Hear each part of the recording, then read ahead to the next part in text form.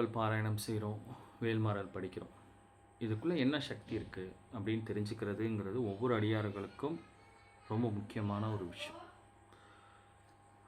மேலும் நம் திருப்புகழ் மீது நமக்கு அது மீது இருக்கக்கூடிய ஆர்வம், திருப்புகழை இன்னும் பக்தியோட கற்றுக்கணும் அப்படிங்கிற ஊக்கமும் கிடைக்கும். இப்போ திருப்புகழ் அருணகிரிநாத சுவாமி பாடினாங்க. ஆனால் பெயர் யார் வச்சது? பெயர் வச்சது அருணகிரிநாத சுவாமிகளா? திருப்புகழ்னு பெயர் வச்சது யார்? முருகப்பெருமான்.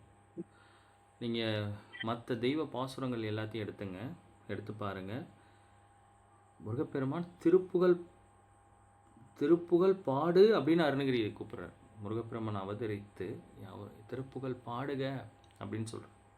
அப்போ அதுக்கு ஏற்கனவே அது உருவாக்கப்பட்டுச்சு. அப்போ திருப்புகழ் ஏற்கனவே உருவாக்கப்பட்டது. அதுதான் வள்ளிமலை சுவாமிகள் இதை பொங்கித்தாய் தேவர்கள் பாடினதை வள்ளிமலை சாமிக்கு அந்த நிஷ்டையில் காட்டுறாங்க.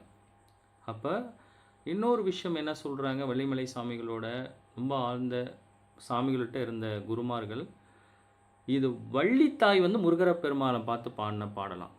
அதை தான் முருகப்பெருமான் அருணகிரிநாத சாமியை பாட சொல்லியிருக்காங்க அப்படிங்கிறதும் ஒரு கருத்து இருக்குது. ஆக்சுவலி அப்படியும் சொல்கிறாங்க.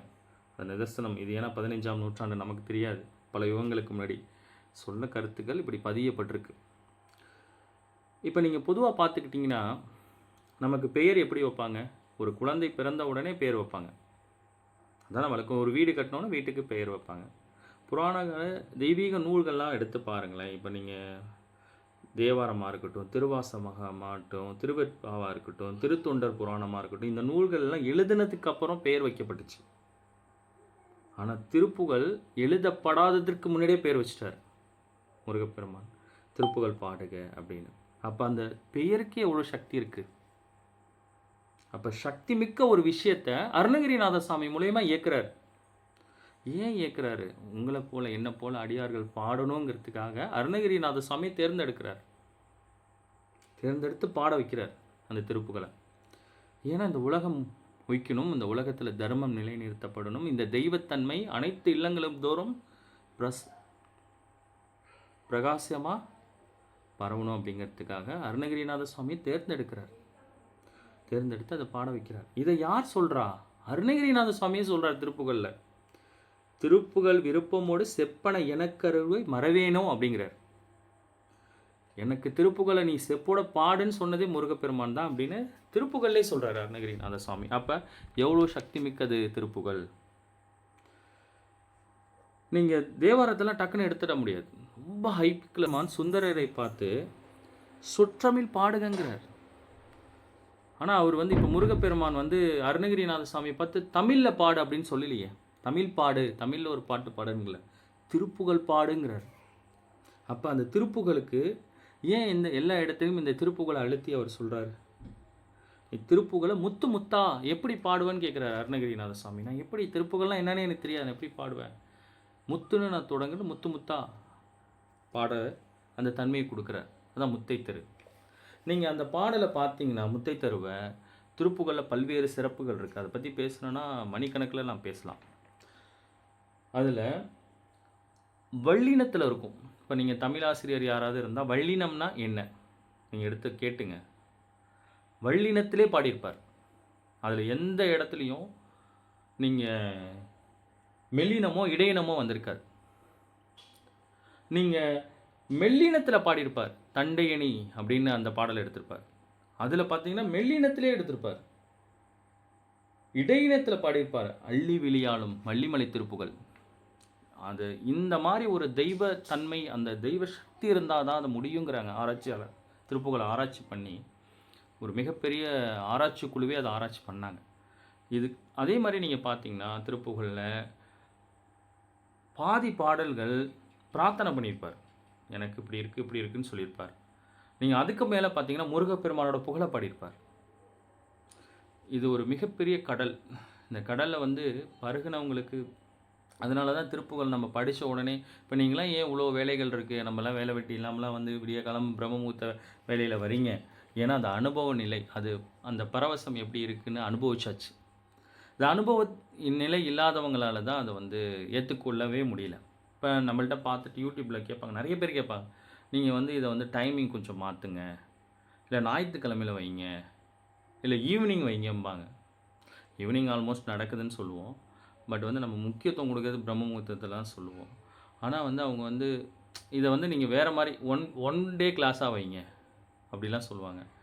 அதெல்லாம் எதுவும் இந்த நேரத்தில் அந்த நேரத்தில் படித்தா தான் அதற்கான தன்மையை நம்ம உணர முடியும். அது எல்லாருக்கும் புரியாது, நமக்கு அது புரியும். ஏன்னா உங்களுக்கு அது புரியும். அதில் கந்தர் அனுபூதியில் நிறைய விஷயங்களில் இந்த திருப்புகழில் இந்த எவ்வளோ சக்தி இருக்குது அப்படிங்கிறத சொல்கிறாங்க. இது புராண காதையில் திருப்புகழ் அடிமை முத்துசாமி பிள்ளைன்னு ஒரு சாமிகளுக்கு காலகட்டங்களில் வாழ்ந்தவங்க 1945 அவர் ஒரு கட்டுரை எழுதியிருந்தார், திருப்புகழ் எப்படி என்னை ஆட்கொண்டது அப்படின்னு சொல்லிட்டு. ரொம்ப பழமையான புத்தகத்தில் நான் படித்தேன். அவர் என்ன சொல்கிறாரு, அவர் அந்த காலகட்டங்களில் நடைப்பயணம் தான் மோஸ்ட்லி வந்து இந்த மாட்டு வண்டிலாம் ரொம்ப செல்வந்தர் வீடுகளில் இருக்கும். அவர் நடைப்பயணமாக ஒரு இடத்துக்கு போயிட்டு திரும்பி போகும்போது ஒரு பாதையில் போகிறார். அந்த பாதையில் அவருக்கு வந்து ஏதோ ஒரு துஷ்ட சக்தி அவரை வந்து துரத்துறதா அவர் பார்க்குறார். ஏதோ ஒரு இடையூறு இருக்குது. போயிட்டே இருக்கார், அவருக்கு பின்னாடியே வந்துகிட்டே இருக்கு. இவரும் போயிட்டே இருக்கார். ஆனால் ஒரு இடத்துல போகிறார், அந்த இடத்துல அந்த சக்தி வந்து துஷ்ட சக்தி கிட்ட வரல. அந்த இடத்த கடந்தோன்னே வந்துடுச்சு. இவருக்கு ஒரே வியப்பு, என்னடா இங்கே வந்த பிறகு மட்டும் இல்லை, இங்கே வந்தோன்னே வந்துடுச்சுன்னு. அவர் என்ன பண்ணுறாரு, இப்படி சுற்றி மறுபடியும் அந்த இடத்துக்கு வர்றார். வந்தோடனே எந்த விதமான ஒரு இதுவும் இல்லை, அவருக்கு ஃபீல் பண்ணல. ஒரு நல்ல நறுமணத்தை ஃபீல் பண்ணுறாரு, தெய்வத்தன்மை. அப்போ உடனே அவர் நினச்சிக்கிறாரு, என்னமோ இருக்குது இந்த இடத்துல, ஏதோ இந்த வீடு மாதிரி இருக்குது அப்படின்னு சொல்லிட்டு அந்த இடத்துல உள்ள கொஞ்சம் மண்ணெல்லாம் எடுத்துக்கிட்டு அந்த வீட்டில் உள்ள ஏதோ ஒரு மெட்டீரியல் எடுத்து வச்சுட்டு வாரி அணைச்சிட்டு வீட்டுக்கு போயிடுறார். போனதுக்கப்புறம் அதை ஒரு பின்தொடர்ந்து அந்த இது வரலை. மறுநாள் காலையில் இவருக்கு வியப்பு. என்னான்னு பார்த்தா அந்த இடம் அந்த காலத்தில் திருப்புகழ் பாடசாலையாக இருந்திருக்கு. உடனே அவருக்கு வியப்பு. உடனே என்ன பண்ணியிருக்காரு, மக்கிய நாள் போய் அது திருப்புகழை முறைப்படி அந்த ஆசான்கிட்ட கற்றுருக்கார். கற்றுக்கிட்ட உடனேயே அவர் தான் அப்புறம் திருப்புகழ் அடிமையாக மாறினார். அவரோட வரலாறு எப்படி என்ன திருப்புகழ் ஆட்கொண்டது அப்படின்னு சொல்லி எழுதியிருக்கார். திருப்புகழ் பாடக்கூடியவங்களுக்கு முறைப்படி அந்த அதுக்கு தான் வள்ளிமலை சாமிகள் இந்த முக்தி தன்மையை கொடுத்தாங்க. அந்த முக்திக்கு இந்த பாடல் போதும் அப்படின்னு உங்கள் கையில் தவழுதில் இந்த புத்தகம். இந்த புத்தகத்துக்கு திருப்புகழ் பாராயண தவ நெறிமுறை இத்தனை புத்தகம் இருக்குது, இத்தனை பாடல்கள் இருக்குது. ஏன் இவ்வளோ பாடல்கள் கொடுக்கணுன்னா நமக்கு இப்போதைக்கு தேவை.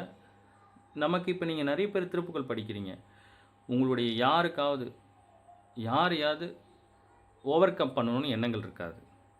இப்போ ஒரு ஆண் படிக்கிறாரு, ஒரு கெட்ட பழக்கத்தில் இருக்கார், பெண்மாயில் இருக்கார், மது பழக்கத்தில் இருக்கார், ஏதோ ஒரு பழக்கத்தில் இருக்காருன்னா இதை தொட்டுட்டாருன்னா அவருக்கு அந்த எண்ணமே வராது.